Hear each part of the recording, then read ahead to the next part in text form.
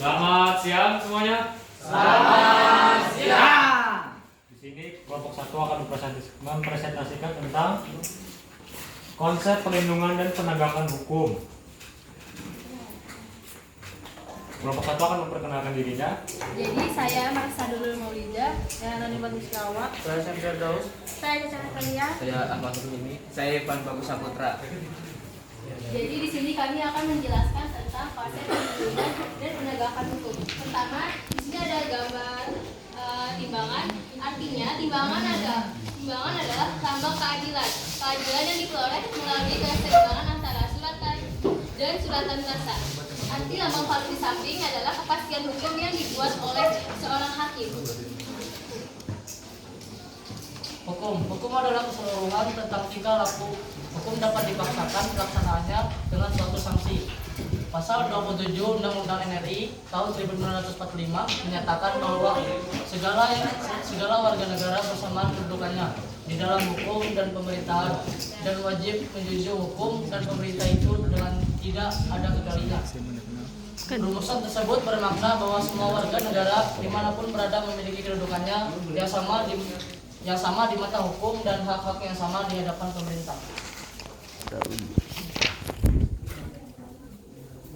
Satu, perlindungan hukum. Pasal 28D Undang-Undang NRI tahun 1945 menyatakan bahwa setiap orang berhak atas pengakuan, jaminan, perlindungan, dan kepastian hukum yang adil, serta perlakuan yang sama di depan hukum. Pasal tersebut mengandung konsep perlindungan hukum terhadap warga negara. Banyak teori perlindungan hukum yang diterapkan oleh para ahli. Berikut ini teori perlindungan hukum menurut para ahli.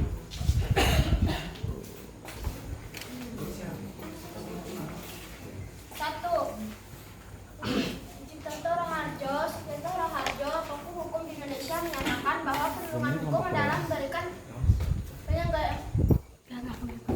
penggayoman kepada hak asasi manusia yang dirugikan orang lain dan perlindungan yang diberikan kepada masyarakat agar mereka dapat menikmati semua hak yang diberikan oleh hukum.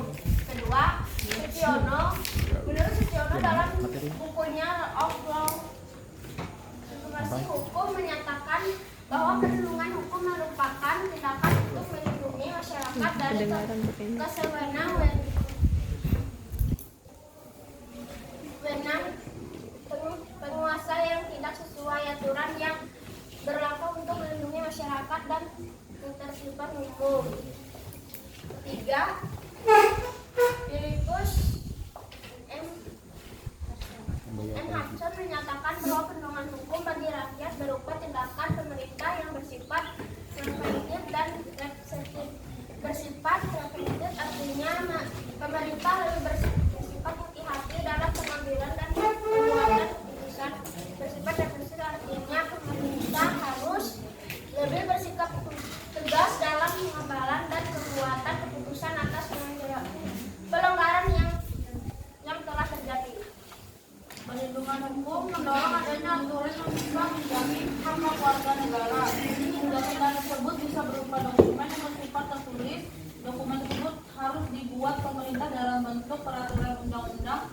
Keberadaan undang-undang dalam suatu negara menjadi perlindungan hukum bagi pemenuhan hak-hak warga negara. Perlindungan hukum yang diberikan berbentuk jaminan atas berbagai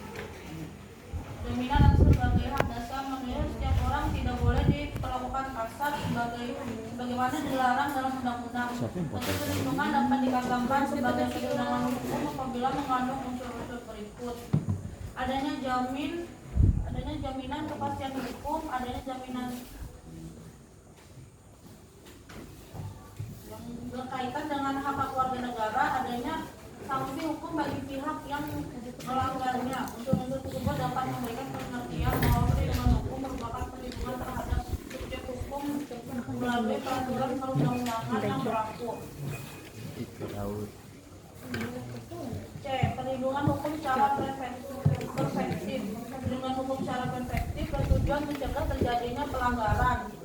Perlindungan hukum secara preventif terdapat dalam peraturan perundang-undangan yang berisi rambu-rambu dan batasan-batasan dalam melakukan kewajiban. B. Perlindungan hukum secara represif. Perlindungan hukum secara represif merupakan sikap tegas pemerintahan atas pelanggaran yang telah terjadi. Pada perlindungan hukum secara represif, subjek hukum tidak mempunyai kesempatan mengajukan keberatan karena ditangani langsung oleh pengadilan administrasi dan pengadilan umum. 2. Penegakan hukum. Penegakan hukum adalah pelaksanaan hukum secara konkret dalam kehidupan masyarakat sehari-hari. Advokat senior menyatakan bahwa pelaksanaan penegakan hukum bertujuan untuk menunjukkan keadilan, kebahagiaan, kepentingan, kepastian hukum, perlindungan hak, ketertiban dan kebahagiaan masyarakat. Peran lembaga penegak hukum. Untuk mewujudkan penegakan hukum di Indonesia yang adil, maka peran lembaga penegak hukum menjadi sangat penting. Bahkan hal tersebut telah diatur sesuai dengan peraturan perundang-undangan.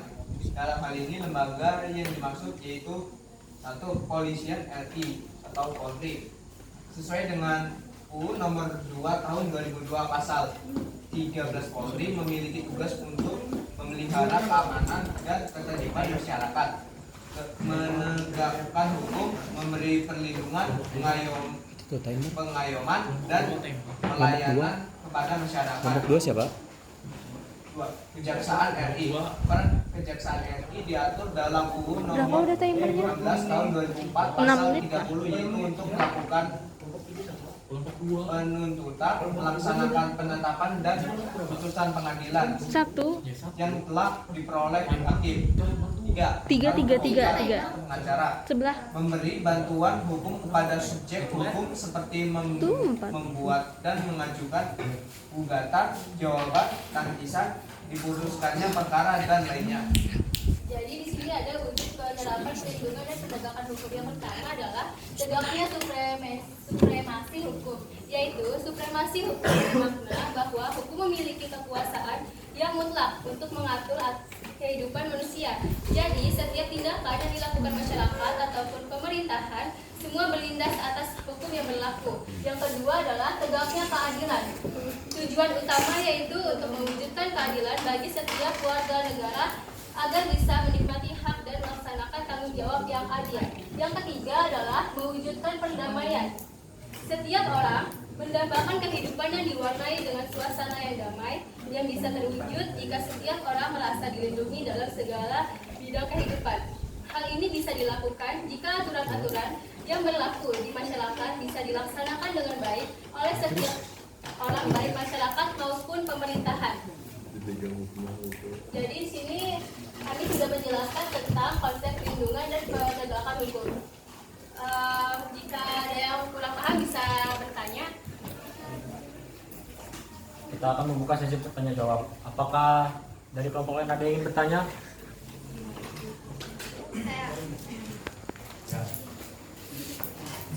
Perkenalkan, nama saya Imelda Agustina, saya dari kelompok 2. Pertanyaannya, apa yang menjadi penyebab lemahnya penegakan hukum di Indonesia?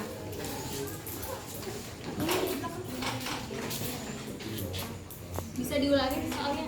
Apa yang menjadi penyebab lemahnya penegakan hukum di Indonesia?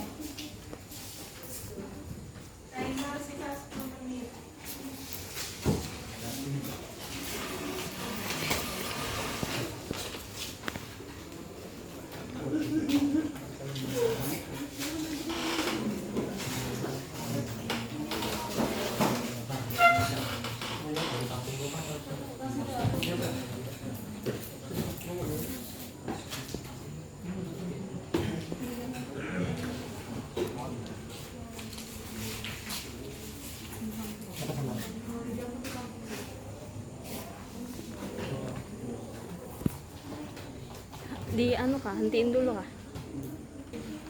Siap, saya Marsa Nur Maulida, izin menjawab pertanyaan dari Imelda, yaitu apa yang menjadi lemahnya penegakan hukum di Indonesia. Penyebab penegakan hukum di Indonesia lemah yaitu penegakan hukum memiliki peran strategis dalam menentukan kualitas penegakan hukum di sebuah negara. Di Indonesia, kinerja para penegakan hukum seringkali dianggap kurang memuaskan. Ketidakpuasan masyarakat ini menjadi pertanda lemahnya penegakan hukum di Indonesia. Hukum yang dianggap sebagai cara untuk mencari keadilan bagi masyarakat. Jadi, disingkat adalah salah satu penyebab lemahnya penegakan hukum di Indonesia adalah kualitas para penegak hukum.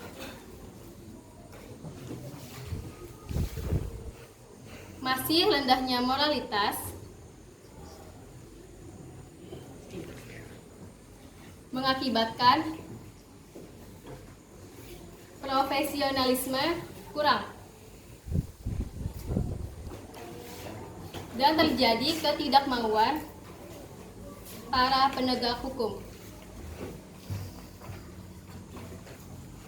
Moralitas ini berkaitan pula dengan korupsi.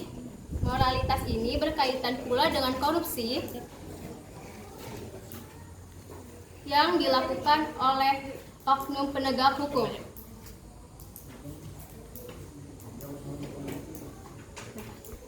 Para penegak hukum yang seharusnya menegakkan hukum malah justru terlibat dalam praktek korupsi. Moralitas yang rendah inilah yang menyebabkan penegakan hukum di Indonesia masih lemah. Untuk Imelda, apakah sudah jelas?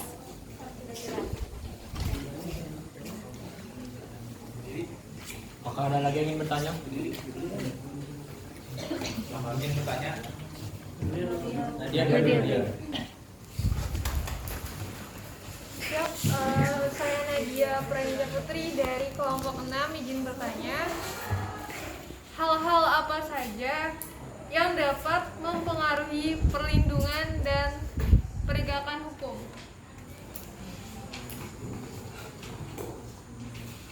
Dan apa tadi, Nak? Dan penegakan hukum.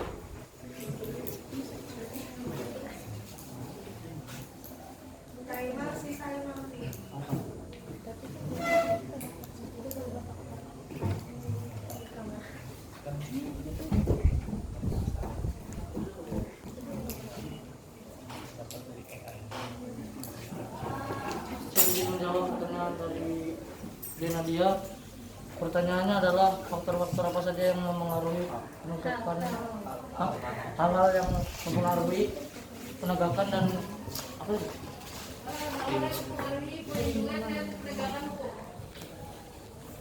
Faktor-faktornya yaitu faktor hukum, yang kedua faktor sarana dan fasilitas, yang ketiga faktor masyarakat, yang keempat faktor kebudayaan, yang kelima faktor penegak hukum,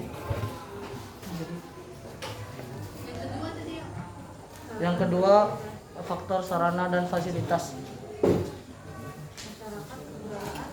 yang ketiga faktor masyarakat, yang setelah itu kebudayaan.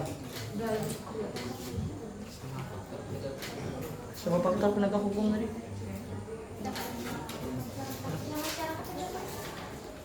Faktor masyarakat ya.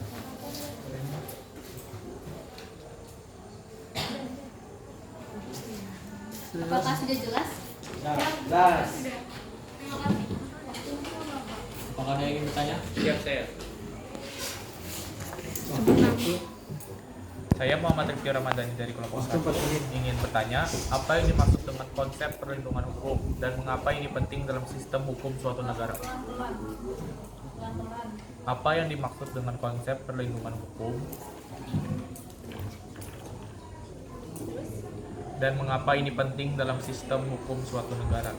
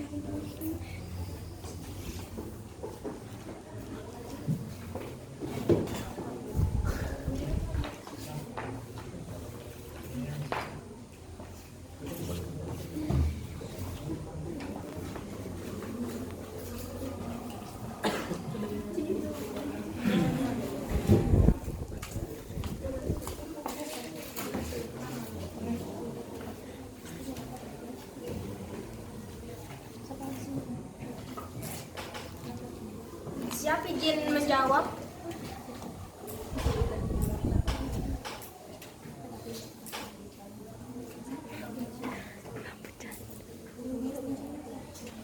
Siap izin menjawab pertanyaan Karipki tadi. Upaya melindungi yang dilakukan. Konsep perlindungan hukum adalah Upaya melindungi yang dilakukan pemerintah atau penguasa dengan sejumlah peraturan yang ada. dan mengapa ini sangat penting dalam sistem suatu negara. Untuk memastikan subjek hukum memperoleh setiap haknya. Sudah? Apakah bisa dipahami? Ya, bisa. Siap, terima kasih. Apakah ada yang bertanya lagi? Tinggal berapa menit? Waktunya. Kamu kan sisa 2 menit. Apakah ada yang bertanya lagi? Saya Dirjen Siapa dari kelompok 6 izin bertanya, apa yang terjadi jika tidak ada perlindungan dan penegakan hukum?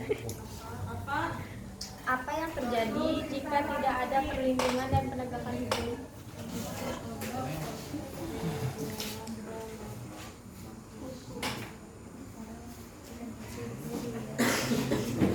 Siap, izin menjawab dari pertanyaan ini. Apa yang terjadi jika tidak ada perlindungan penegakan hukum? Jawabannya, pihak-pihak tertentu dapat bertindak, akan melakukan segala sesuatu untuk kepentingan diri sendiri dengan uang dan kekuasaan, juga kehilangan kebebasannya.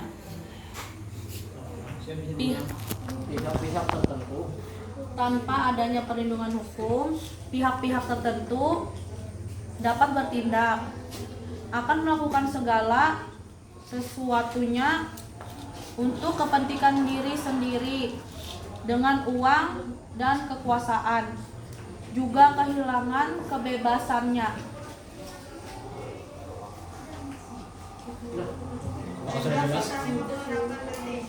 Apakah sudah jelas? siap sudah.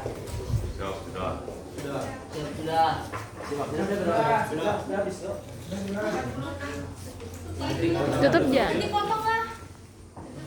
Tutup ya. Sekian presentasi dari kelompok 1. Mohon maaf jika ada salah kata. Saya akhiri.